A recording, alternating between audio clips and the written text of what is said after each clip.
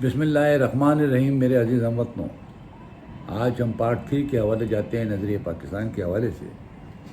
پچھلے حصوں میں جب آخری بار ہم نے بات کی تو ہم شاہ ولی اللہ کا تذکرہ کر رہے تھے، لیکن آج اس وقت اس کے اندر ہم شاہ ولی اللہ خاندان کی جو بچوں کے حوالے سے ہے اور جنہوں نے خدمات انجام دی، اس سلسلے میں یہاں سے بات شروع کرتے ہیں۔ تو شاہ ولی اللہ کے وفات کے بعد آپ کی اولاد نے بھی اسلام کی بے پناہ خدمت کی۔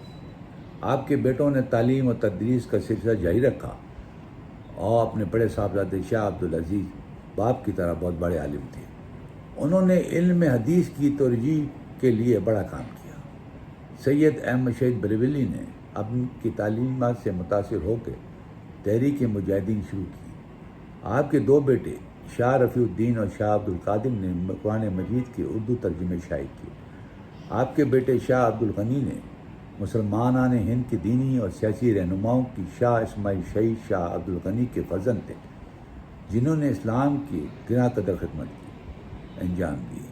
حضرت شاہ ولی اللہ کے 5ویں بیٹے شاہ محمد صفی بھی ایک بلند پائے عالم دین تھے۔ شاہ ولی اللہ کے خاندان کے زیر سایہ اتنے علماء پیدا ہوئے کہ بر صغیر کی عالمی دنیا میں ایک انقلاب برپا ہو گیا۔ بر صغیر میں حیاء دین اور تبلیغ اسلام کے لیے حضرت شاہ ولی کی خدمت آپ سنہرے الفاظ میں لکھ سکتے ہیں۔ قابل ہیں آپ نے تدریس میں اپنے قابل تقریر کارناموں کے حوالے سے بہت بڑے کارنامہ دیے۔ عقیدت کا درس ہندوستان میں مراٹھوں اور جاٹوں کی سیاسی برتری کے تلسم کو توڑا۔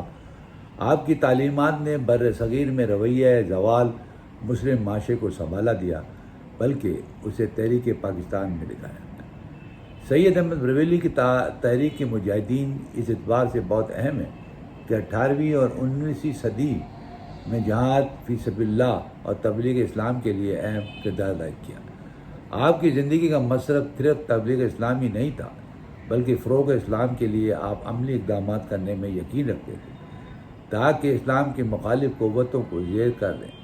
بر صغیر میں ایسی ریاست قائم لائی جائے جس کی بنیاد پہ اسلامی اصول اور روایت پر ہو۔ سید احمد شہید 24 اکتوبر 1786 کو رائے بریلی میں مقام میں پیدا ہوئے۔ بچپن میں آپ کا تحصیل علم سے کوئی رغبت نہیں تھی۔ والد کے انتقال کے بعد آپ تحصیل علم کا شوق پیدا ہوا اور شاہ عبدالعزیز سے علم دین سیکھی خاطر دہلی تشریف لائے۔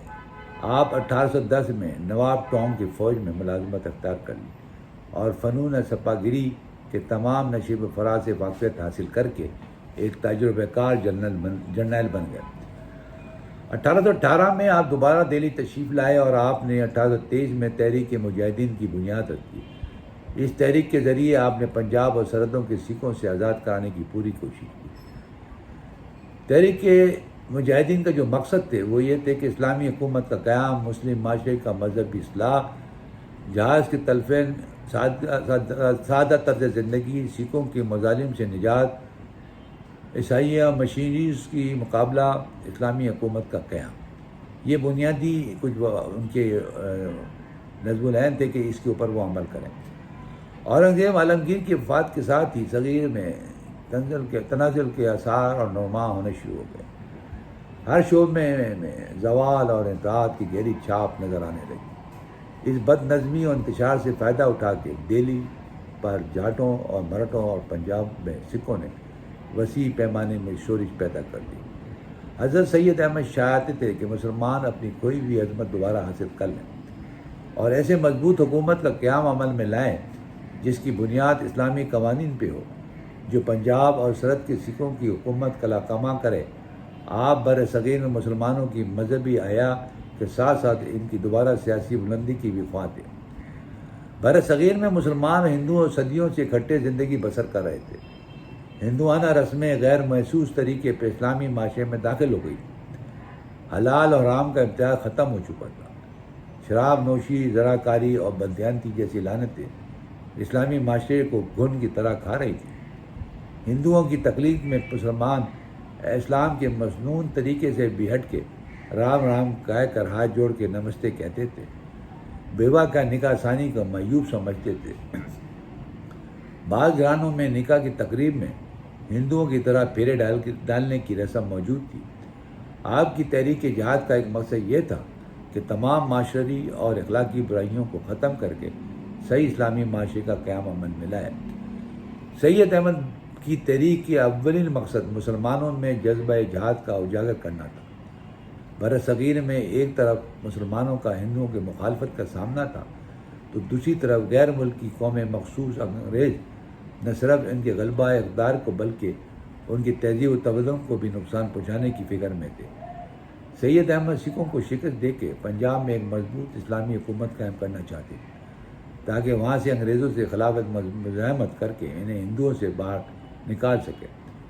سید احمد فقیرانہ امارت اور سادہ طرز زندگی پر زور دیتے تھے۔ لشکر کے امیر ہونے کے باوجود آپ مشقت کے کاموں میں اپنے ساتھیوں کے ساتھ برابر شریک ہوتے، بوجھ اٹھاتے، لکڑی چنتے، اور جب کبھی فاقہ کشی کی نوبت آتی تو نہ صرف اپنے ساتھیوں کے ساتھ فاقہ کشی کرتے بلکہ اس حد تک کا مظاہرہ کرتے کہ کوئی وہم بھی نہ کر سکتا کہ وہ فاقے سے ہیں۔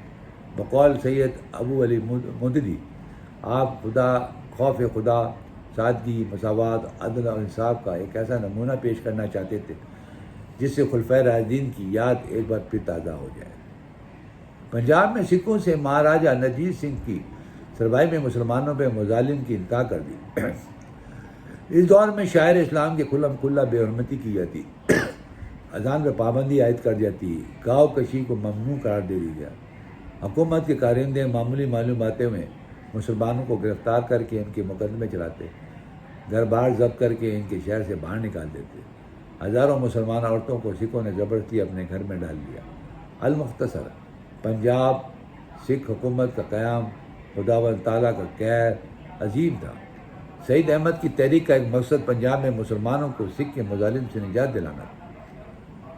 بر صغیر اسلام کی حکومت کے زوال کے ساتھ ہی اسلامی معاشرے میں بہت سی بدعات داخل ہو گئی جنہوں نے مذہب اسلام کی حیت کو بدل کر رکھ دی۔ مسلمان مزاروں پہ جا کے چڑھاوے چڑھاتے تھے اور اس خیال سے نذرانے دیتے تھے کہ ان کا مقصد پورا ہو جائے۔ عورتیں بھی قبروں پہ جانا شروع کر دیا۔ بچے کی پیدائش پہ چھٹی، چلے، موت پر سوم، 10واں 40واں برسی اور دیگر رسوم پہ بے دریغ روپیہ صرف کرتے تھے۔ شادی بیاہ کے موقع پر غیر شرعی رسومات اختیار کی جاتی تھی، عرس کے محفل سجائی جاتی تھی، مریدوں نے نذرانے اور تحفے تحائف وصول کیے جاتے تھے۔ حضرت سید احمد نے ان تمام رسومات کی زبردست مخالفت کی۔ تحریک مجاہدین کا ایک اہم مقصد بر صغیر سے عیسائی مشینری کی صفائی سازش کو ناکام بنانا تھا جو بر صغیر میں عیسائیت پھیلانے کی کوشاں تھی۔ انگریزوں کی شعاع پہ انہوں نے اسلام پہ ناروا حملہ کرنے شروع کر رکھے تھے۔ اس سلسلے میں انہوں نے کئی تحریک کا آغاز کر رکھا تھا۔ آپ نے اپنی تحریک کا رخ اس جانب موڑ دیا تھا کہ اسلام کو عیسائیت اور عیسائی کی مشینریز کی کارروائیوں سے بچایا جا سکے۔ حضرت سید احمد نے 1821 میں اپنے 400 مریدوں کے ہمراہ حج کیا۔ سفر حج نے آپ کے ارادوں میں بڑی پختگی اور حوصلوں میں نئی بلندی پیدا کی۔ وطن واپس پہنچ کے آپ نے سکھوں کے خلاف جہاد کی تیاری شروع کی۔ سب سے پہلے جہاد کی راہ ہموار کرنے کے لیے انہوں نے بر صغیر کے سوئے ہوئے مسلمانوں کو اسلام کی حقیقی تعلیم و جہاد کی اہمیت سے آگاہ کیا۔ چنانچہ ہندوستان میں ہر جگہ سید احمد کے عظیم مشن کا چرچا ہونے لگا اور لوگ جوگ در جوگ آپ کے حلقے میں شامل ہونے شروع ہو گئے۔ سید احمد کی قیادت میں مجاہدین کا پہلا قافلہ تقریب 7000 تھی، سندھ، بلوچستان، غزنی اور کابل سے ہوتا ہوئے آپ پشاور پہنچے۔ اس طویل سفر کے دوران بہت سے مجاہدین آپ کے لشکر میں شامل ہو گئے۔ پشاور میں چند روز قیام کے بعد آپ نوشہرہ تشریف لے گئے، جہاں آپ نے اپنا ہیڈ کوارٹر قائم کیا۔ یہاں سے آپ نے اسلامی دستور کے مطابق مہاراجہ رنجیت سنگھ کو 3 شرائط بھیجی: اسلام قبول کر لو یا جزیہ ادا کر کے مسالت کر لو، اگر یہ منظور نہیں تو جنگ کے لیے تیار ہو جاؤ۔ مہاراجہ سنگھ نے تیسری شرط قبول کی۔ مجاہدین اور سکھ فوج کے درمیان پہلا معرکہ 21 دسمبر 1826 کو اوکاڑا کے مقام پہ ہوا، جب مہاراجہ رنجیت سنگھ نے مجاہدین کے مقابلے میں اپنے جنرل بل سنگھ کی قیادت میں ایک لشکر روانہ کیا، جس میں سکھوں کو عبرتناک شکست ہوئی۔ اس معرکے میں 700 سکھ مارے گئے اور 82 مسلمان شہید ہوئے۔ مجاہدین اور سکھوں کے درمیان دوسرا معرکہ حضوروں کے مقام پہ ہوا، جس میں مجاہدین نے سکھوں کو زبردست جانی نقصان پہنچایا۔ اس میں مجاہدین کے حوصلے بلند ہو گئے۔ معرکہ حضوروں کے بعد 2 ماہ قلیل عرصے میں مجاہدین کی تعداد 80,000 سے تجاوز کر گئی۔ 11 جنوری 1887 کو علاقے کے سوائے علماء نے آپ کے ہاتھ میں بیعت کی، آپ کو باقاعدہ امیر المومنین منتخب کیا۔ اس طرح سید احمد انتظام میں جہاد، مال غنیمت کی تقسیم اور شریعت اسلامی کے نفاذ کا پورا اختیار حاصل ہو گیا۔ آپ نے اپنے نام کا سکہ جاری کیا۔ حکمان پشاور سردار یار محمد خان اور سردار پیر محمد خان نے بھی بذریعہ خطوط آپ کی امامت قبول کی۔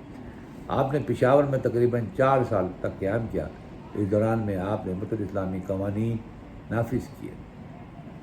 معرکہ حضوروں کے بعد 4 سال تک مجاہدین نے گورے لا کارروائیوں کے ذریعے سکھوں کو زبردست جانی اور مالی نقصان پہنچایا۔ رنجیت سنگھ مجاہدین کی ان کارروائیوں سے سخت پریشان ہوا۔ اس نے سکھ فوج کی تربیت کے لیے انگریزوں سے مدد طلب کی اور انگریز تربیت کندان کی سکھ فوج و تربیت کے منگوائے گئے۔ سید احمد کی مسلسل کامیابی سے سکھ گھبرا گئے۔ مہاراجہ رنجیت سنگھ خود پشاور پہنچا اور سید احمد کے وفادار سردار یار محمد خان کو اپنے ساتھ ملا لیا۔ یار محمد خان خود مسلمانوں کے مقابلے میں آیا۔ سید احمد نے اس مقابلہ کرنے کے لیے شاہ اسماعیل کی قیادت میں 600 مجاہدین کو روانہ کیا۔ یار محمد شکست کھا کر میدان جنگ سے بھاگ گیا، مگر زخموں کی تاب نہ لا کے راستے میں انتقال کر گیا۔ سکھوں نے مسلمانوں میں انتشار پیدا کرنے کے لیے مشہور کر دیا کہ سید احمد وہابی ہیں، ان کی عقائد درست نہیں۔ جاہل پٹھانوں نے اس پروپیگنڈا کو زیر اثر سید صاحب کے قائم کردہ اسلامی حکومت خلاف بغاوتیں شروع کر دی، جس کی وجہ سے تحریک مجاہدین کو زبردست دھچکا لگا۔ 1831 میں افغان سرحدوں کی طرز عمل سے دل برداشتہ ہو کے سید احمد برادری پشاور سے نکل کر وادی کاغان کے راستے کشمیر کی طرف روانہ ہوئے۔ سید احمد نے بالا کوٹ کے مقام پر ہیڈ کوارٹر قائم کیا، جو نسبتاً محفوظ جگہ تھی، لیکن مقامی لوگوں نے جو سکھوں سے ملے ہوئے تھے جنرل شیر سنگھ کو سید احمد کا خفیہ منتقلی کی اطلاع کر دی۔ جنرل شیر سنگھ نے اپنی فوج کے ہمراہ مسلمانوں پہ بے خبری میں حملہ کر دیا۔ دس بدس جنگ شروع ہو گئی۔ مجاہدین بڑی بہادری سے لڑے، تعداد کی زیادتی کے باعث سے غالب آ گئے۔ 600 مجاہدین میدان جنگ میں شہید ہوئے، جس میں خود سید احمد شہید اور مولوی اسماعیل بھی شامل تھے۔ سید احمد اور شاہ اسماعیل کی شہادت کے بعد تحریک جہاد میں پہلے سے شدت باقی نہ رہی۔ تحریک مجاہدین بلا شبہ زور تحریک تھی۔ تحریک اپنے تمام مقاصد حاصل کرنے میں مکمل کامیاب نہ ہو سکی۔ اس تحریک کی ناکامی کے اسباب مندرجہ ذیل ہیں۔ مجاہدین کی مناسب تربیت کا بندوبست نہ تھا اور احسار صرف جذبے کی سچائی پہ تھا۔ قیام خلافت کے بعد عائد کیے جانے والے کیس میں مقامی اختلافات، انگریزوں کی پس پردہ مخالفت بھی تحریکیں کو نقصان پہنچائی۔ سید احمد شاہ اسما نے شہادت حاصل کی۔ تحریک کی جہاد تحریک حریت کا ایک منفرد داستان ہے۔ مجاہدین نے بر سر سامانی کے باوجود سکھوں کا مقابلہ کیا اور ہزاروں تعداد میں اس سرفروشوں نے اللہ کو خوشنودی حاصل کرنے کے لیے بے ملا مشکلات اور برداشت کی اور پاکیزہ مقاصد کے اصول کی خاطر جانوں کو نذرانہ پیش کرنے سے بھی گریز نہیں کیا۔ یہ تحریک بر صغیر میں مسلمانوں کی مرضی بھی آیا کے ساتھ ان کی دوبارہ سیاسی سربلندی کے لیے سنگ میل ہے۔ سر سید احمد خان 17 اکتوبر 1817 کو دہلی کے ایک معزز گھرانے میں پیدا ہوئے۔ آپ کے والد متقی کو شاہی دربار میں بڑا اثر اور رسوخ حاصل تھا۔ آپ کی تربیت، تعلیم، اخلاق و کردار آپ کی والدہ کی بڑا دخل حاصل تھا۔ والد کے انتقال کے بعد آپ نے ایسٹ انڈیا کمپنی میں 1835 میں بحیثیت دان منشی ملازمت اختیار کر لی۔ 1841 میں منصفی کا امتحان پاس کرنے کے بعد منصف مقرر ہوئے اور 1840 میں آپ کو چیف جج کے عہدے سے ترقی دی گئی۔ ملازمت کے سلسلے میں یہاں آپ دہلی، بجنور، مراد آباد، غازی آباد پور اور بنارس میں مقیم رہے۔ 1876 میں پینشن لے کے علی گڑھ آ گئے اور اپنی زندگی کے باقی سال اپنے ارادوں کی تکمیل میں یہیں گزارے۔ 1857 کی جنگ آزادی کے بعد مسلمان سیاسی، سماجی اور معاشی طور پر سخت دباؤ کا شکار اور انتہائی مایوس کن دور سے گزر رہے تھے۔ سعید احمد نے اپنی تحریک کے ذریعے انگریزوں اور ہندوؤں کے مظالم کے آگے بند باندھنے کی کوشش کی، اس بات کی اہمیت واضح کی کہ حقوق کی جنگ لڑنے کا اصل طریقہ نہ تعلیمی ترقی ہے۔ تحریک علی گڑھ کے مقاصد کیا تھے؟ مسلمان اور حکومت کے درمیان اعتماد بحال کرنا، مسلمانوں پر برصغیر کو جدید علوم اور انگریزی زبان سے کھلنے کی طرف راغب کرنا، مسلمان برصغیر کو سیاست سے باز رکھنا۔ تحریک علی گڑھ کی تعلیمی خدمات یہ ہیں۔ تحریک علی گڑھ بنیادی طور پہ ایک علمی تحریک تھی۔ اس تحریک نے تعلیمی میدان میں گرا قدر خزاں انجام دیے۔ سید احمد خان نے اپنی تعلیمی سرگرمیوں کا آغاز 1859 میں مراد آباد سے ایک مدرسے سے کیا۔ 1862 میں غازی پور میں دوسرا مدرسہ قائم کیا، جس میں اردو، فارسی اور عربی کے ساتھ انگریزی کو بھی نصاب میں شامل کیا۔ آپ نے 1863 میں سائنٹیفک سوسائٹی غازی پور کا افتتاح کیا۔ اس سوسائٹی کا مقصد مغربی علوم کو ہندوستان میں رائج کرنا تھا۔ اس سوسائٹی کی مگر ان سائنس، تاریخ، ادب اور دیگر علوم کے بہت سی کتابوں کو انگریزی سے اردو میں زبان منتقل کیا گیا۔ سوسائٹی کا دفتر 1876 میں علی گڑھ میں منتقل کیا گیا۔ 1869 میں سر سید احمد نے اپنے بیٹے محمود کے ہمراہ انگلستان گئے، جہاں آپ نے آکسفورڈ اور کیمبرج یونیورسٹی سے نظام تعلیم کا جائزہ لیا۔ وطن واپس آ کر آپ نے 1870 میں کمیٹی کی خواستگار ترقی مسلمانان ہند قائم کی، جس کا مقصد یہ تھا کہ وہ مسلمانوں کی تعلیم کی پسماندگی کے اسباب دریافت کریں اور تلافی کی تجاویز بہترین طریقے سے۔ محمدن کالج فنڈ کمیٹی تشکیل دی، جس نے مسلمانوں، انگریزوں اور دوسری قوموں سے عطیات اور چندے جمع کرنے کی مہم شروع کی، جو کہ تعلیمی منصوبوں کو پائے تکمیل تک پہنچا سکے۔ مسلمان ہند کی تعلیمی ترقی کے لیے سر سید احمد خان نے علی گڑھ میں MAO ہائی اسکول قائم کیا۔ اس کا افتتاح سر ولیم میور نے 12 نومبر 1875 کو کیا۔ 8 جنوری 1870 کو وائس رائے ہند ڈیلٹن نے MAO کالج علی گڑھ کا افتتاح کیا، جس میں جدید علوم کے ساتھ ساتھ دینی تعلیم کو بھی لازمی قرار دی گیا۔ سر سید احمد خان نے 1886 میں محمدن ایجوکیشن کانفرنس قائم کی۔ محمدن ایجوکیشن کانفرنس علی گڑھ کالج سے بھی بہت زیادہ مفید ثابت ہوئی۔ دور دراز مقامات پر اس کانفرنس کے اجلاس منعقد ہوئے۔ اس کانفرنس میں مسلمانوں میں حصول تعلیم کے لیے ایک ولولہ جوش پیدا کر دیا۔ اس کانفرنس کا مقصد مسلمانوں کی طرف راغب کرنا، تحریک علی گڑھ کے لیے چندہ اکٹھا کرنا تھا اور تعلیم کو فروغ دینا تھا۔ بنیادی بات تعلیم ہی تھی۔ MAO کالج 1920 میں یونیورسٹی کا درجہ دے دیا گیا۔ یہ برصغیر مسلمانوں کی پہلی یونیورسٹی تھی۔ تحریک علی گڑھ کے معاشی خدمت سید احمد خان نے مسلمانوں کی معاشی اصلاح کے لیے مندرجہ ذیل خدمات انجام دی۔ سر سید احمد خان نے مسلمانوں کی سماجی اصلاح کے لیے 1870 میں رسالہ تہذیب الاخلاق کا اجرا کیا، جس میں مسلمانوں کی معاشرتی رسم و رواج اور مذہبی مسائل پہ مضمون لکھے گئے۔ سر سید احمد خان نے 22 بائبل کی تفسیر لکھی، جس کا نام انہیں الکلام تھا۔ اس میں زیادہ تر ان باتوں پر زور دیا جو اسلام اور عیسائیت میں مشترک ہیں، ایک اور دوسرے سے بہت قریب ہے۔ اس طرح آپ نے مسلمان اور عیسائیوں کا ہم آہنگی پیدا کرنے کی کوشش کی۔ سر سید احمد خان نے کام بام اہل کتاب لکھ کر یہ ثابت کر دیا کہ اہل کتاب کے ساتھ کھانا پینا، اٹھنا بیٹھنا، رشتے ناطہ کرنا اسلام میں جائز ہے۔ اس کتاب کا خاطر خواہ نتیجہ یہ نکلا کہ بہت سے مسلمان جو انگریزوں کے ساتھ کھانا تناول کرنا درکنار ہاتھ ملانا ہی پسند نہیں کرتے تھے، آپ اپنے رویے میں تبدیلی محسوس کرنے لگے اور مجبور ہو گئے۔ سر سید احمد خان نے جنگ آزادی کے نتیجے میں پیدا ہونے والے غلط فہمیوں کو دور کرنے کے کتاب دلائل محمد ٹرن آف انڈیا لکھی، جس میں آپ نے پاکستان کی ان قربانیوں کا ذکر کیا جو انہوں نے انگریزی سرکار کے لیے سر انجام دی۔ سید احمد خان نے احترام غلامی کے نام سے ایک رسالہ شائع کیا، جس میں ثابت کیا کہ اسلام غلاموں کے ساتھ نیک سر سید احمد خان نے ابتداء میں غلامی کے نام سے ایک رسالہ شائع کیا جس میں ثابت کیا کہ اسلام غلاموں کے ساتھ نیک اور مساوانہ سلوک کی تلقین کرتا ہے۔ 1837 کے قحط کے دوران کچھ یتیم بچوں کو عیسائی مشنریز کے سپرد کیا گیا۔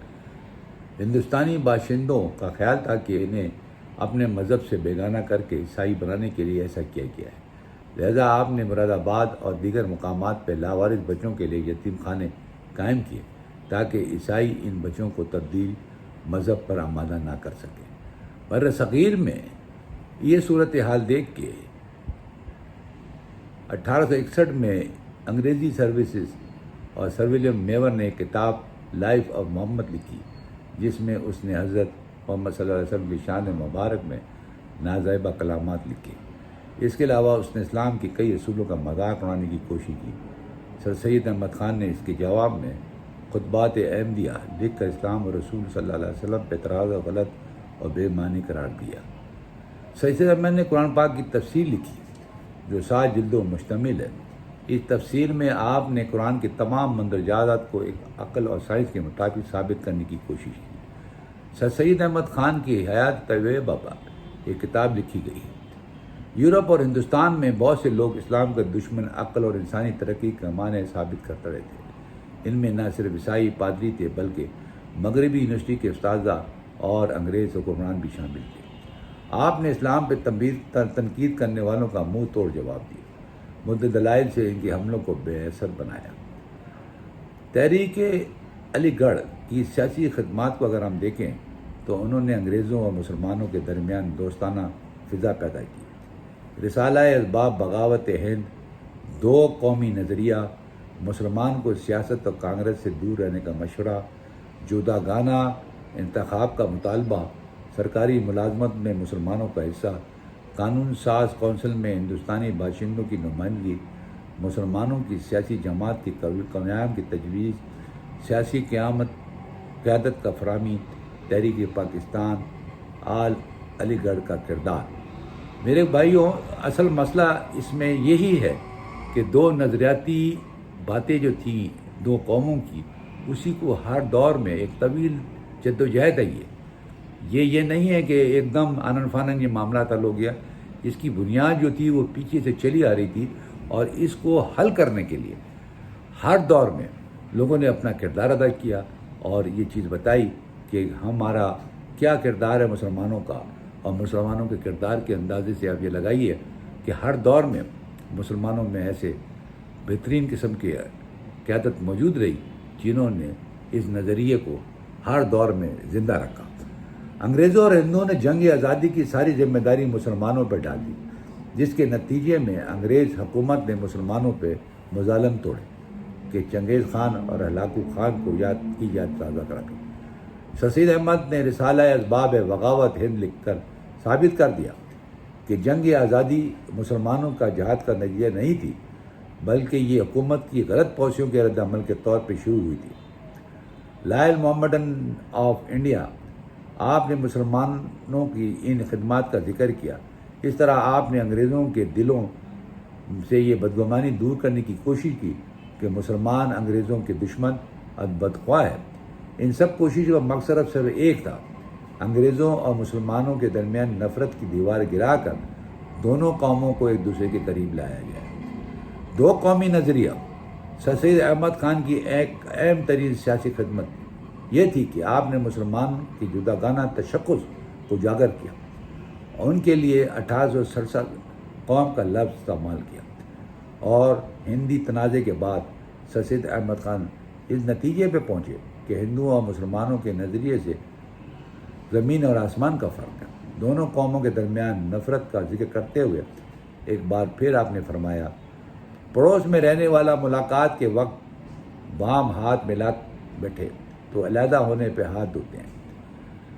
دسمبر 1885 میں ایک ریٹائرڈ انگریز ملازم مسٹر اے او ہوم نے برصغیر میں پہلی سیاسی جماعت آل انڈیا نیشنل کانگریس قائم کی۔ ایک جماعت نے اپنے قیام کے پہلے دن ہی مسلمانوں کو انداز کر کے مشترکہ ہندو قومیت کا پرفریب نعرہ بلند کیا۔ سر سید احمد خان نے ہندو کانگریس کا تجزیہ کرتے ہوئے مسلمان میں واضح کیا کہ کانگریس نہ تو مسلمانوں کی جماعت ہے اور نہ ہی اس کے مطالبات مسلمانوں کے لیے سود مند ہیں، اس لیے آپ نے مسلمانوں کو کانگریس سے دور رہنے کا مشورہ کیا۔ سر سید احمد بر صغیر میں مخلوط طریقہ انتخاب کو درست خیال نہیں کرتے تھے۔ وہ ممالک جہاں قوم یا ایک نظریے کے حامل لوگ ہیں وہاں بلا شبہ یہ طریقہ انتخاب کامیاب ہو سکتا ہے، لیکن ہندوستان جیسے ملک میں جہاں مختلف قومیں رہتی ہیں جن کی رسم و رواج، تمدن، معاشرہ اور مذہب ایک دوسرے کی نفی کرتے ہیں، مخلوط انتخابی نظام نقصان دہ ہے۔ جنگ آزادی کے بعد مسلمانوں کی سرکاری ملازموں کے دروازے بند کر دیے گئے تھے۔ اشتہارات میں وضاحت کر دی جاتی تھی یہ مسلمانوں کے لیے نہیں ہے۔ نتیجن مسلمان معاشی لحاظ سے انتہائی مفلوق الحال ہو گئے۔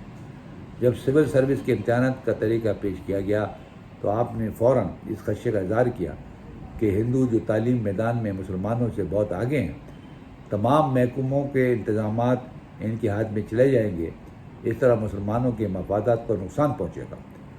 آپ نے ملازمات کے اصول کے لیے محمدن ڈیفنس ایسوسیشن قائم کی اور مطالبہ کیا کہ سرکاری ملازمات میں مسلمانوں کو کوٹا مقرر کیا جائے۔ سر سید احمد خان کے نزدیک جنگ آزادی کا ایک سب سے اہم حکومتی اور مقامی باشندوں کے درمیان کسی قسم کا رابطہ نہ ہونا تھا۔ آپ نے ارباب حکومت کو تجویز پیش کی کہ ہندوستان کی بھی نمائندگی ملنی چاہیے تاکہ ایسے قوانین پاس ہوں جو ملکی ضروریات کے عین مطابق ہوں۔ چنانچہ قانون ساز مقامی باشندوں کی شرکت کے لیے 1861 کا قانون مجالس ہند پاس کیا گیا۔ اس طرح عوام کی نمائندگی کو اپنے مسائل پیش کرنے کا حق ملا۔ 30 دسمبر 1893 کو سر سید احمد خان کی قیام گاہ پہ مسلمان رہنما کا اجتماع ہوا، جس میں تعلیمی اور سماجی مسائل کے علاوہ مسلمانان ہند کے لیے سیاسی حقوق کی نگہداشت کے لیے پہلی بار ایک سیاسی جماعت کی ضرورت کا شدت سے محسوس کی، لیکن ان قاربین نے چند مصلحتوں کے پیش نظر اس مسئلے پہ غور ملتوی کر دیا۔ بالآخر دسمبر 1906 میں محمدن ایجوکیشن کانفرنس کے سالانہ اجلاس میں ڈھاکہ میں مسلمانوں کی منظم جدوجہد کا آغاز ہوا۔ مسلم یونیورسٹی علی گڑھ کے طلباء مولانا محمد علی جوہر، مولانا شوکت علی، مولانا حسن موانی، ظفر علی خان، مولوی عبدالحق، لیاقت علی خان، سردار عبدالرب نشتر، خلیق الزماں اور خواجہ ناظم الدین وغیرہ تحریک آزادی کے ہر اول دستوں میں نظر آتے ہیں۔ ان کی رہنمائی میں بالآخر مسلمان بر صغیر کا ایک عظیم الشان مملکت کے حصول میں کامیاب ہو گئے۔ تحریک علی گڑھ نے سر سید احمد خان کی قیادت میں نہ صرف علمی اور ادبی میدان میں انقلاب پیدا کیا بلکہ زندگی کے تمام شعبوں میں مسلمانان ہند کی رہنمائی کی۔ مسلمانوں کی سیاست جماعت مسلم لیگ کی تشکیل کا فیصلہ محمدن ایجوکیشن کانفرنس کے اجلاس ڈھاکہ میں ہوا۔ مسلم اسٹوڈنٹ فیڈریشن کی مرکزی تنظیم بھی علی گڑھ میں قائم ہوئی تھی۔ علی گڑھ کے فارغ التحصیل طلباء تحریک پاکستان میں قائد اعظم محمد علی جناح کے دست و بازو بنے۔ اس طرح قیام میں پاکستان میں تحریک علی گڑھ کا کردار قابل فراموش ہے۔ تحریک علی گڑھ کی ادبی حوالے سے انمٹ نقوش چھوڑے، اردو زبان کا دفاع، اظہار زنادید، رسالہ اسباب بغاوت ہند، لائل محمد آف انڈیا، تحقیق لفظ نثاری، تاریخ سرکشی بجنور، خطابات احمدی، سیرت النبی، تفسیر قرآن، تفسیر القام، آئین اکبری، تذکر جہانگیری اور تاریخ فیروز شاہی کی تدفین، جامع جم اور اردو زبان کا دفاع۔ ابتدا میں سر سید احمد ہندو مسلم اتحاد کے علمبردار تھے، لیکن 1867 میں بنارس کے ہندوؤں نے مطالبہ کیا کہ عدالتوں میں اردو کی بجائے ہندی زبان اور دیوانہ گری رسم الخط کو جاری کیا جائے، حالانکہ اس سے قبل اردو کی سرکاری زبان کا درجہ دے چکی تھی۔ سر سید احمد خان نے بھانپ لیا کہ ہندو اور مسلمان کے راستے الگ الگ ہیں، لہٰذا آپ نے اپنی کوششوں کی مسلمانوں کی تعلیمی ترقی کے لیے وقف کر دی، اور جب اردو خلاف ہندوؤں کا پروپیگنڈا بڑھنے لگا تو آپ نے اردو ڈیفنس سوسائٹی قائم کر کے اردو کی دفاع کا اہتمام کیا۔ اثار زنادید میں سر سید احمد نے دہلی کی پرانی عمارت، کھنڈرات، مدارس اور تاریخ آثار کے بارے میں معلومات فراہم کی۔ اس کتاب کا مقصد مسلمانوں کی شاندار ماضی کو اجاگر کرنا تھا۔ رسالہ اسباب بغاوت ہند میں آپ نے جنگ آزادی کی وجوہات پر روشنی ڈالی اور حکومت برطانیہ کی پالیسی اور ہندوستانی باشندوں سے اس کے ناروا سلوک پر کڑی تنقید کی۔ لائل مومنٹس میں سر سید احمد نے برطانیہ کو یہ باور کرانے کی کوشش کی کہ مسلمان حکومت برطانیہ کے مخالف نہیں۔ اس کتاب میں آپ نے ان کے برین کا ذکر کیا جنہوں نے 1857 کی جنگ آزادی میں انگریز دشمن عناصر کے خلاف حکومت برطانیہ کا ساتھ دیا۔ آپ نے مسلمانوں کی خدمات اور وفاداریوں کا ذکر کر کے انگریز مسلم دشمنی کو کافی حد تک کام کرنے کی کوشش کی۔ آپ نے عیسائیت اور اسلام کے درمیان بعض غلط فہمیوں کو دور کرنے کے لیے مسلمانوں اور عیسائیوں کو ایک دوسرے کے مذہب کا احترام کرنے کا سبق دیا۔ جنگ آزادی کے دوران سر سید کو معلوم ہوا کہ بعض انگریز الفاظ انصاری کو اپنی توہین تصور کرتے ہیں، لہذا آپ نے تحقیق لفظ نصارہ کے نام سے ایک رسالہ نکالا جس میں آپ نے انگریزوں پہ واضح کیا کہ لفظ نصارہ صفت ہے، یہ ناصرہ سے نہیں بلکہ نصر سے مشتق ہے۔ اس طرح سے آپ نے مسلمان اور عیسائی کے درمیان ایک غلط فہمی دور کری اور کوشش کی۔ تاریخ سرکشی بجنور آپ نے مسلمانوں کی ان خدمات کا ذکر کیا جو انہوں نے جنگ آزادی کے دوران برطانوی حکومت کے لیے سر انجام دی۔ سر سید احمد نے خود اور بعض دوسرے مسلمانوں نے انگریزی بالخصوص بچوں اور عورتوں کی جانیں بچانے کی ہر ممکن کوشش کی۔ مسلمانوں کی ان خدمت کے پیش نظر آپ نے حکومت برطانیہ کو مسلم دشمنی پالیسی ترک کرنے کی تلقین کی۔ خطابات احمد میں آپ نے سر ولیم میور کا کتاب لائف آف محمد رسول اللہ صلی اللہ علیہ وسلم کی ذات اقدس اور سیرت طیبہ پہ کی۔ سر سید نے قرآن پاک کی تفسیر بھی لکھی جو 7 جلدوں مشتمل ہے۔ سر سید احمد نے بائبل کی تفسیر بھی لکھی جس میں آپ نے ان باتوں کا ذکر کیا جو عیسائیوں اور مسلمانوں کے درمیان مشترک ہیں۔ اس کتاب کا مقصد انگریزوں اور مسلمانوں کے درمیان اختلاف کا خلیج کو کم کرنا تھا۔ سر سید احمد نے مغل دور کے مستقل کتاب عین اکبری، تذکرہ جہانگیری اور تاریخ فیروز شاہی کی تدوین کر کے ان کی اشاعت کروائی۔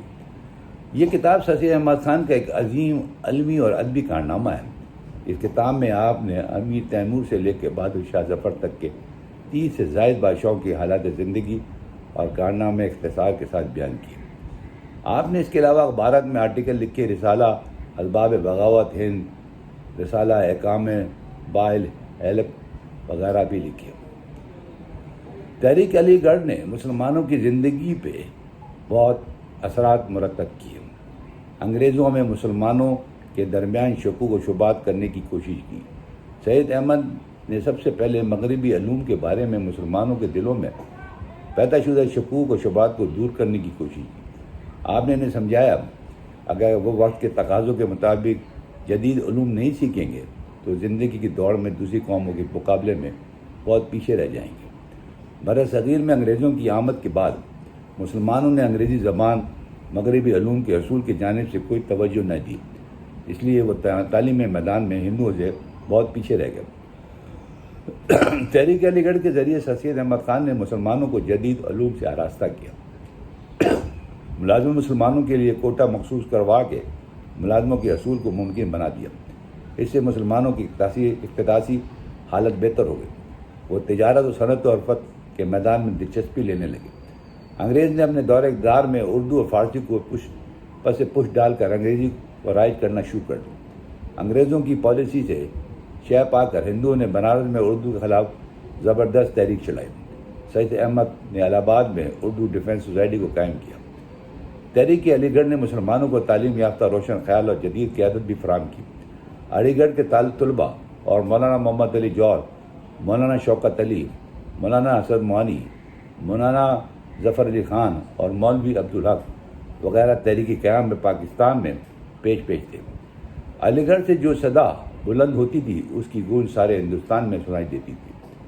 مسلم لیگ کے قیام میں تحریک علی گڑھ کا اکابرین نے اہم کردار ادا کیا۔ اس کی سیاسی پلیٹ فارم سے الگ وطن کا مطالبہ کیا گیا۔ آخر 14 اگست 1947 کو مسلمان ہند اپنے لیے ایک آزاد ملک حاصل کرنے میں کامیاب ہو گئے۔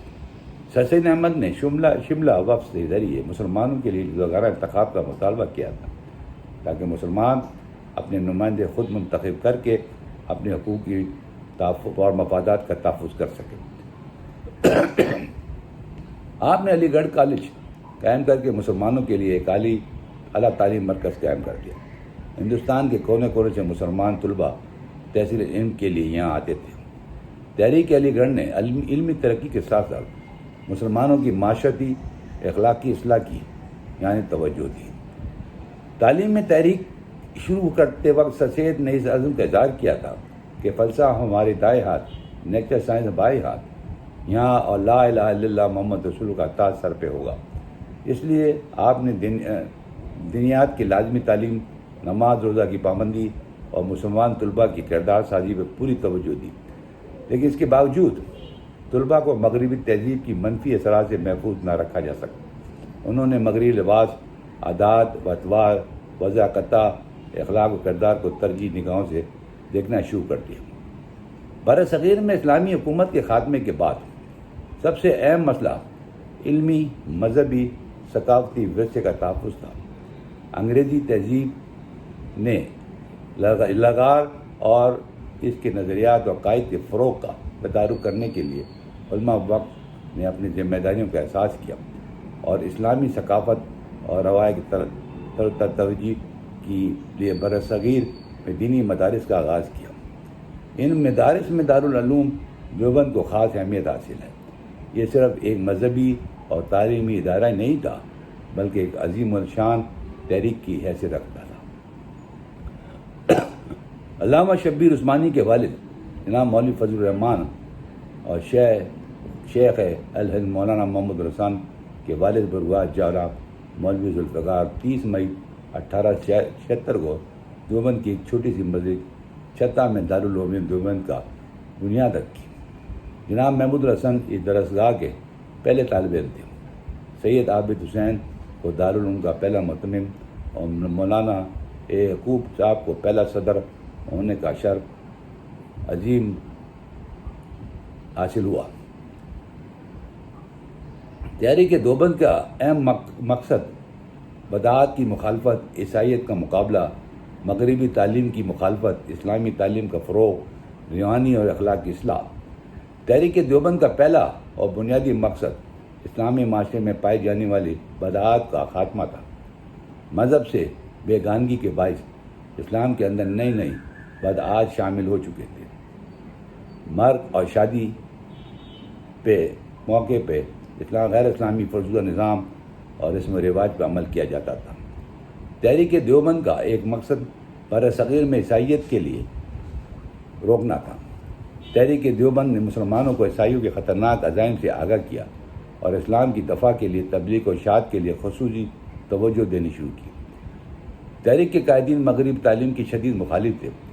ان کا خیال مطابق مغربی تعلیم لوگوں کو ان کے مذہب سے بیگانہ کر دیتی ہے، اس لیے اس تحریک کے مقاصد میں مسلمانوں کو تعلیم کے زیر اثر مغربی رب میں رکھنے سے بچنا بھی تھا۔ اسلامی تعلیمات کا فروغ اس تحریک کی بنیادی مقاصد میں شامل تھے۔ مولانا قاسم تھانوی نے دارالعلوم کا مقصد ان الفاظ میں بیان کیا: ہماری تعلیم کا مقصد ایسے نوجوان پیدا کرنا ہے جو رنگ اور نسل کے لحاظ سے ہندوستانی ہوں اور دل و دماغ کے ساتھ لحاظ سے اسلامی ہوں۔ تحریک دیوبند کا ایک مقصد مسلمان کی اخلاقی اور روحانی اصلاح کرنا تھا۔ تحریک کے قائدین مسلمانوں کو تلفے اور کرتے تھے وہ مادے پرستی کی چھوڑ کر اپنی روحانی اصلاح پر توجہ دیں، خدا کی عبادت کریں، فرائض اسلام میں نماز، روزہ، زکوٰۃ اور حج کی ادائیگی کریں اور اخلاق سوز حرکات سے اجتناب کریں۔ دارالعلوم دیوبند کے نصاب میں قرآن مجید، حدیث، تفسیر، اصول فقہ اور علم عقائد و کلام کے مضامین شامل تھے۔ مولانا یعقوب تھانوی، حافظ محمد احمد، مولانا قاسم تھانوی، مولانا محمود حسن، مولانا اشرف علی تھانوی، علامہ شبیر احمد عثمانی دارالعلوم دیوبند کے استاد کی حیثیت کا تعلق حضرت شاہ ولی اللہ محدث دہلوی کے خاندان سے تھا، اس لیے ان کی روحانیت کا عنصر موجود ہے۔ مشہور استاد مولانا محمد یعقوب محکمہ تعلیم میں ڈپٹی انسپکٹر کے عہدے پہ ملازم تھے، مگر آپ نے اس عہدے کو چھوڑ کے 25 روپے ماہوار پر مدرسے قبول کر لی۔ حافظ محمد احمد صاحب کو نظام حیدرآباد دکن نے چند سالوں کے لیے حیدرآباد بلایا تو انہوں نے 1000 روپے ماہوار تنخواہ دینے کے لیے، مگر دیوبند میں آپ صرف 25 روپے ماہوار وصول کرتے تھے۔ دارالعلوم دیوبند کے اساتذہ مولانا محمد قاسم تھانوی کا نام خاص طور پہ قابل ذکر ہے۔ آپ کا شمار مدرسے کے بانیوں میں ہوتا ہے۔ دارالعلوم کے استاد مولانا محمد حسن کا رتبہ بہت بلند ہے۔ آپ نے تعلیمی خدمت کے ساتھ ساتھ انگریزوں کو بر صغیر سے نکالنے کی بھرپور کوشش کی اور اس سلسلے میں قید و بند کی صحبتیں بھی برداشت کی۔ مولانا اشرف علی تھانوی کا شمار ان عظیم تر مسلمان رہنماؤں میں ہوتا ہے جنہوں نے تحریک پاکستان میں بڑھ چڑھ کر حصہ لیا۔ آپ نے آل انڈیا مسلم لیگ اور اس کا مقصد کی بھرپور حمایت کی اور مسلمان ہند کو اس جماعت کی شمولیت کی دعوت دی۔ مسلم لیگ کے سربراہ قائد اعظم کے ساتھ آپ کی باقاعدہ خط و کتابت کی۔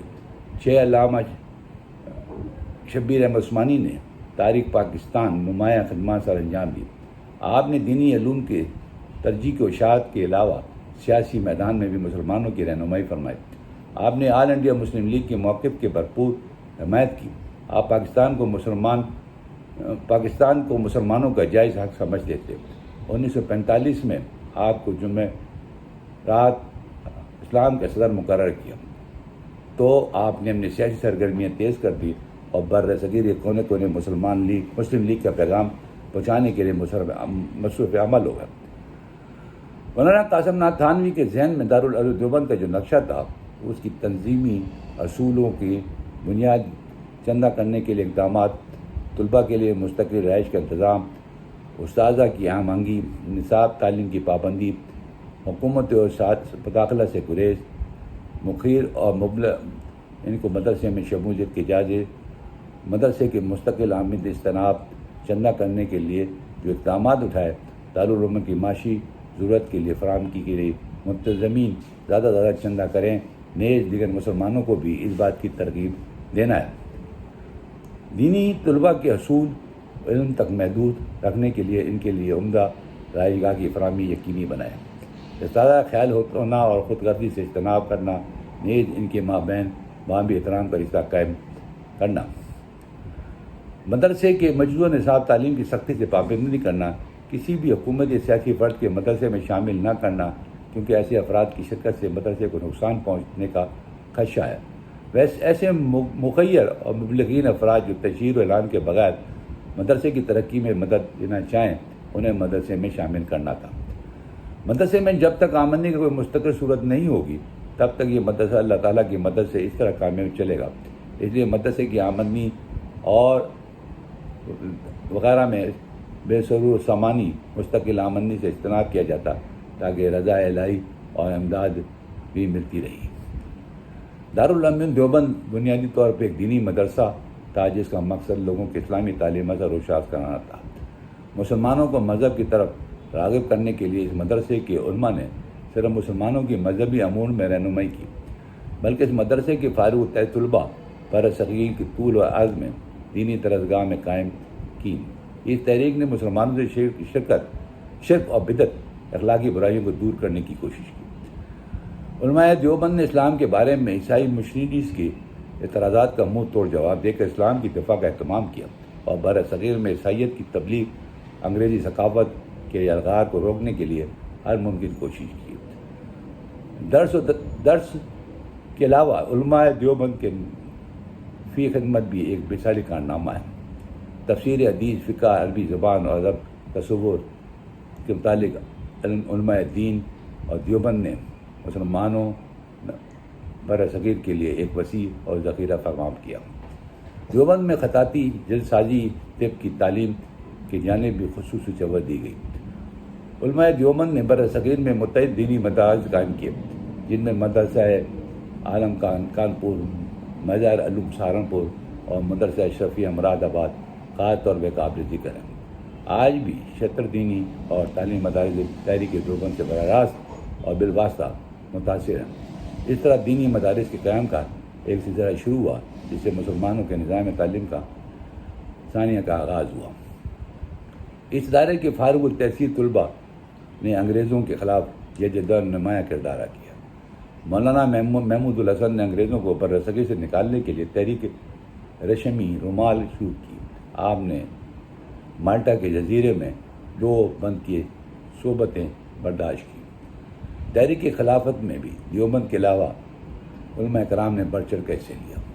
تحریک پاکستان کی جدوجہد میں علماء دیوبند کے اکثر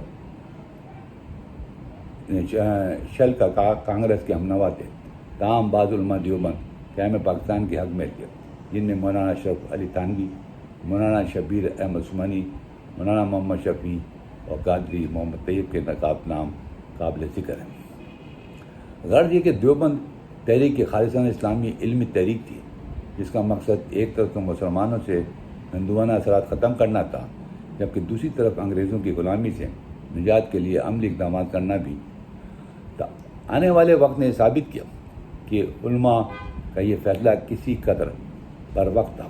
اس مدرسے کے علماء نے قیام پاکستان کے بعد بھی اسلام اور پاکستان کے گراں قطر خزہ سے انجام دی۔ 19ویں صدی میں آخر میں برصغیر میں عربی مدارس اسلام کی تبلیغ و اشاعت کا کام بڑی گرمجوشی سے انجام دے رہے تھے، مگر ان مدارس میں نصاب تعلیم کے نئے زمانوں کے تقاضوں کو پورا کرنے سے قاصر تھا۔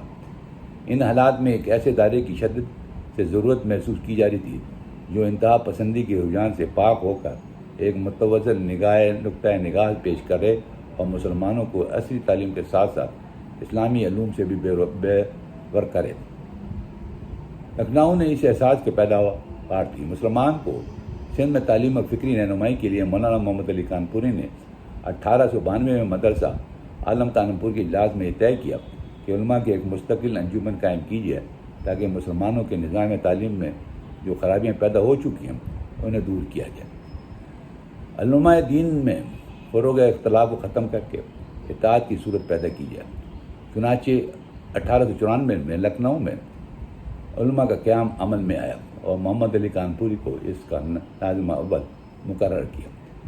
شروع میں حکومت کی طرف سے کوئی گرانٹ نہ مل سکی، البتہ شاہجہان پور کے رئیسوں نے مذکورہ کے لیے کچھ زمین وقف کر دی۔ سر آغا خان اور ولی بلپاولی نے سالانہ عطیات مقرر کیے۔ نواب بھاولپور کی والدہ محترم نے 50,000 روپے کا خطیر رقم بطور عطیہ دیا۔ ریاست پٹیالہ کے وزیر خارجہ کرنل عبدالحمید، جناب محسن ملک اور جسٹس شریف الدین کی کوشش سے ندوہ کے بارے میں حکومت کی غلط فہمیاں دور ہوئیں اور 500 روپے ماہوار سرکاری گرانٹ دینے کا وعدہ کیا۔ بعد ازاں حکومت نے ندوہ کے لیے ایک وسیع خطہ زمین وقف کر دی۔ 28 نومبر 1908 کو سر جان اے وارڈ نے گورنر یو پی سے دارالعلوم کا باقاعدہ سنگ بنیاد رکھا۔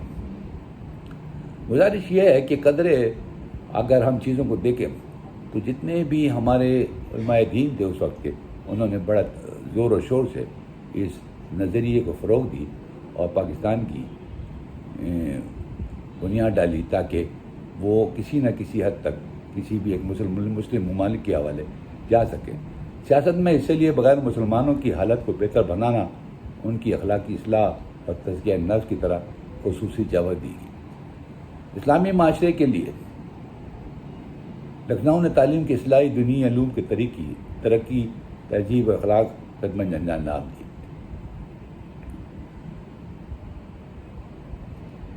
قیام کا مقصد قدر جدید نظریات میں اہم انگی پیدا کر کے ایک نئی فکر بنیاد ڈالنا تھا جو انتہائی پسندی کے لیے رجحان سے پاک ہو۔ باہمی نہ اتفاقی کی وجہ سے ندوہ کو اپنے مقاصد میں خاطر خواہ کامیابی حاصل نہ ہو سکی۔ اس کے باوجود ندوہ نے قابل ذکر علمی اور اسلامی سر انجام دیا۔ مولانا شبلی نعمانی نے اپنے دورہ مصر کے دوران مصری نظام تعلیم و ادب کا بخوبی مطالعہ کیا اور وطن پر واپس آ کر اپنے تجربات و مشاہدات سے اپنے طلباء کو مستفید کرانے کی کوشش کی۔ ندوہ کا علماء نے مولانا شبلی نعمانی کے ذریعے علی گڑھ کے جدید اور مغربی طرز تعلیم سے مستفید ہونے کے لیے بھی بھرپور کوشش کی۔ فارغ التحصیل طلباء میں سید سلمان ندوی عبدالسلمان ندوی، ریاست علی ندوی، معین الدین ندوی، مسعود عالم ندوی، ابو الحسن ندوی، سید نجیب اشرف اور مولوی ابو ظفر کے نام خاص طور پہ ذکر ہے۔ ان علماء کی تاریخ سے صحافت میں عظیم کارنامے انجام دیے۔ مولانا شبلی نعمانی نے بر صغیر پاک و ہند کے مشہور علمی رسالے معروف کا اجرا کیا، جو علمی اور پھر بار بڑا اعلیٰ مقام رکھتا ہے۔ مولانا ابوالقابل آزاد کے اخبار الہلال کے عملے نے ندوی کو اکثریت دی۔ اعظم گڑھ میں ندوی علماء کے کثیر تعداد موجود تھے، جنہوں نے قد عام اسلامی علوم کے اشاعت پر گراں کے طرح کام کیا۔ اس میں شک نہیں کہ علی گڑھ جیسی جدت پیدا ہو سکی اور نہ یہ دیوبند جیسی قدامت پسندی برقرار رکھ سکی۔ مغربی طبقے نے ندوہ پہ آدھا تر آدھا پٹیر بنا کر پیچھے چوز کرنا شروع کر دی۔ اتحادارہ علی گڑھ اور دیوبند پہ سبقت لے گیا اور عظیم پرہیزگاران نے مسلمانوں کی اصلاح اور فلاح و طلباء کی تربیت کے لیے ایسے کارنامے سر انجام دیے جن پہ بجائے طور پہ فخر کیا جا سکتا ہے۔ 19 صدی کے آخر میں پنجاب علمی لحاظ سے انتہا پسماندہ شکار ہو گیا تھا۔ 1849 میں انگریزوں نے سکھوں کی حکومت ختم کر کے پنجاب میں اپنی عمل درامی میں لے لیا۔ یہاں مغربی طرز تعلیم کا آغاز کیا۔ معاشی، سماجی، سیاسی اور ثقافتی طریقے کے لیے ضروری تھا کہ مسلمان انگریز اور جدید علوم سے واقفیت حاصل کریں۔ اس لیے ان کے وقت بر صغیر میں جو تعلیم کے ادارے موجود تھے، ان پر تو عیسائی مشرینیوں کا تسلط تھا۔ ہندوؤں کے بعد تنظیمیں انہیں چلا رہی تھی۔ ان دنوں میں قوم مسلمان کے انفراد تک کو کچل دینا چاہتے تھے۔ عیسائی مشینیاں مسلمانوں کو عیسائی بنانا چاہتی تھیں۔ اس افسردہ صورتحال سے نمٹنے کے لیے پنجاب کے مسلمان رہنماؤں نے ایسی تعلیمی ادارے قائم کرنے کا فیصلہ کیا جہاں جدید تعلیم کے ساتھ ساتھ دینی تعلیم کا بھی انتظام موجود ہو، مسلمان بھی دیگر قوموں کے شانہ بشانہ چل سکیں۔ 24 ستمبر 1884 کو انجمن حمایت اسلام کی بنیاد رکھی گئی۔ حمید الدین اس کے پہلے صدر تھے۔ غلام اللہ قصوری پہلے سیکرٹری منتخب ہوئے۔ انجمن کے دیگر عمائدین میں منشی عبدالرحیم، منشی چراغ الدین، حاجی شمس الدین اور ڈاکٹر محمد دین نظر کے نام قابل ذکر ہے۔ مالی وسائل کے حصول کے لیے انجمن کا کارکنوں سے بڑی لگن اور جذبے سے چندہ اکٹھا کرنے کی مہم شروع کی گئی۔ یہ کارکن گھر گھر جا کے لوگوں کو انجمن کے اغراض اور مقاصد سے آگاہ کرتے تھے اور انہیں اس کام کے میں شرکت کے لیے چندہ دینے کی تلقین کرتے تھے۔ اس مقصد کے لیے انہوں نے مٹھی بھر آٹا سکہ شروع کیا۔ انجمن کی کارکن ایک چٹوری مسلمان گھروں میں رکھی آنے والی خواتین نے انہیں انڈا بھوننے وقت ایک مٹھی آٹا کٹوری میں ڈال دیتی تھیں۔ اس طرح جو آٹا جمع ہوتا تھا اسے فروخت کر کے اس کی آمدنی انجمن کے کاموں پر صرف کری جاتی تھی۔ انجمن کی آمدنی کا ایک ذریعہ ان کی وہ کتابیں تھیں جن کی آمدنی انجمن کے لیے وقف کر دی جاتی تھی۔ بہرحال مسلمانوں کی تعلیمی ترقی کے لیے ایسے اداروں کا قیام عمل میں لایا جائے جہاں مسلمان بچوں کو جدید اور قدر علوم کی تعلیم دی جائے اور اسلامی شعور بھی پیدا کیا۔ عیسائی مشینریوں اور ہندو پنڈتوں کے اسلام دشمن پروپیگنڈا کا تحریر اور تقریر جواب دینا انجمن مقصد میں شامل تھا۔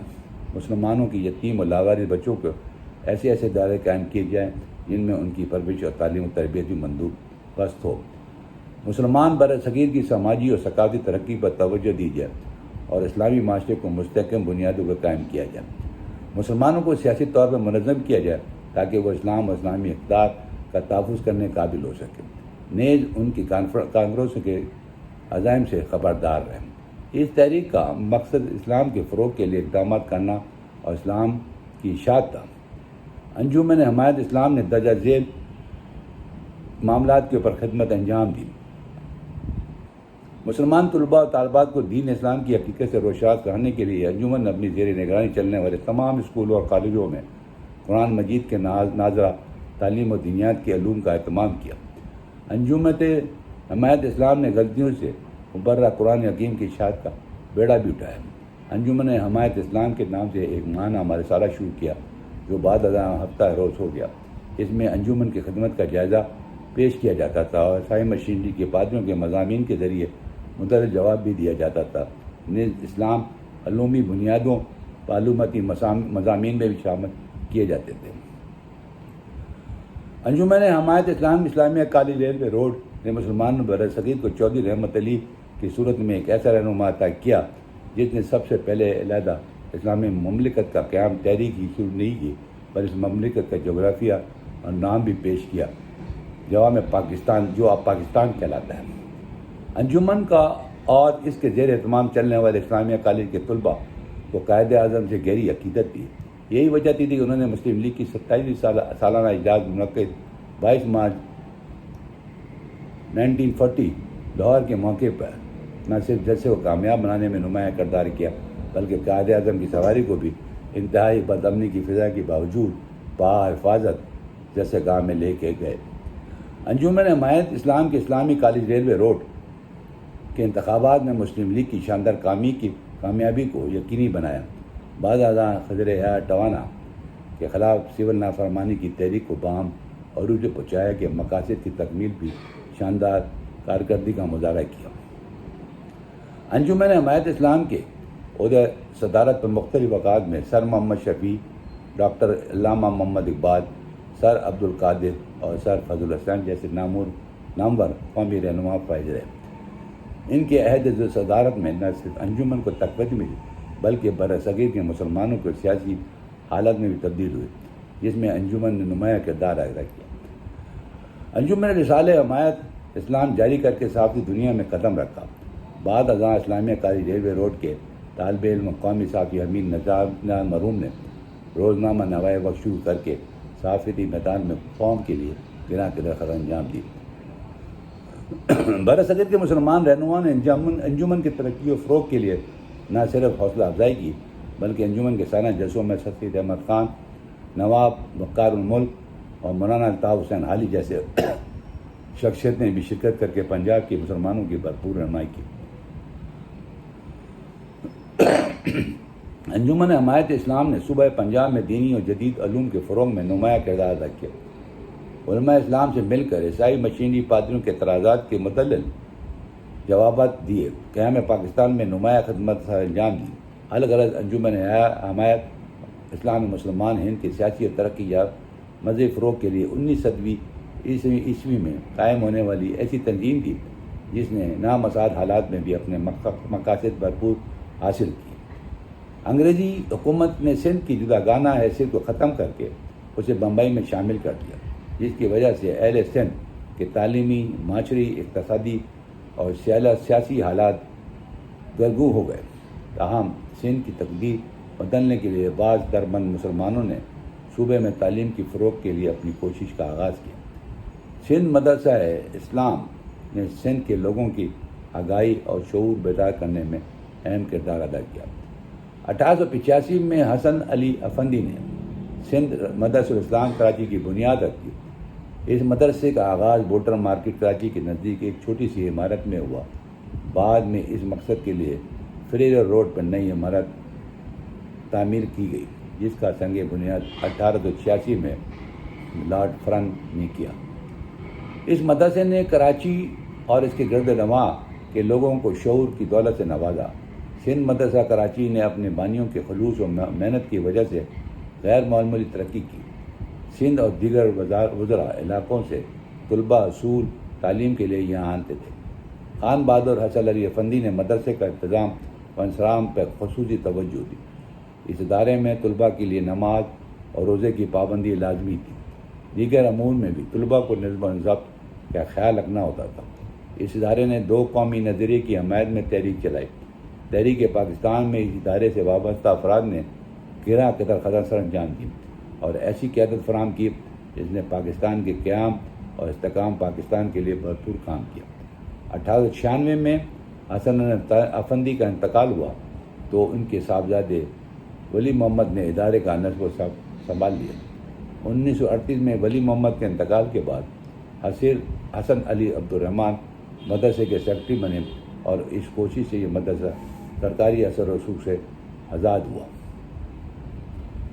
1943 میں مدرسہ سندھ کراچی کو سندھ مسلم کالج بنا دیا۔ کالج کا افتتاح قائد اعظم محمد علی جناح نے کیا۔ قائد اعظم اپنی جائیداد کا بہت بڑا حصہ اس ادارے کے نام وقف کر دیا۔ مدرسے کے پہلے 2 پرنسپل سی لائے ڈار اور وائس انگریز تھے۔ علی گڑھ نے ان تقرری کی سفارش کی تھی۔ مسلمان استاد بھی شمس العلماء عمر بن داؤد پوتا کا نام بھی قابل ذکر ہے۔ سندھ مدرسہ اسلام علی گڑھ کالج میں بڑی گہری مناسبت تھی۔ مدرسے میں علی گڑھ کالج کے مانند انگریزی علوم کے ساتھ ساتھ طلباء کے لیے دینی تربیت بھی توجہ دی جاتی۔ ہاسٹل میں رہائش پذیر طلباء کے لیے نماز کی ادائیگی اور احترام پابندی تھی۔ اس مدرسے کو یہ فخر حاصل ہے کہ بانی پاکستان قائد اعظم محمد علی جناح نے ابتدائی تعلیم اسی ادارے سے حاصل کی۔ ان کے علاوہ فارغ التحصیل طلباء میں سر غلام حسن، ہدایت اللہ، سر شاہ نواز بھٹو کے نام خاص طور پہ قابل ذکر ہیں۔ المختصر، سندھ مدرسہ اسلام کراچی نے مسلمانوں کی تعلیمی پسماندگی کی دور کرنے کے لیے زندگی کے ہر شعبے میں ترقی کیے دروازے کھولے۔ اب ہم بات کرتے ہیں صوبہ سرحد کی۔ اب یہ ویڈیو تو کافی بڑی ہو گئی، لہٰذا اس کو میں یہیں رکھتا ہوں۔ انشاءاللہ تعالیٰ اس کے بعد اگلے پارٹ میں ان سب چیزوں کا میں ذکر کروں گا۔ شکریہ۔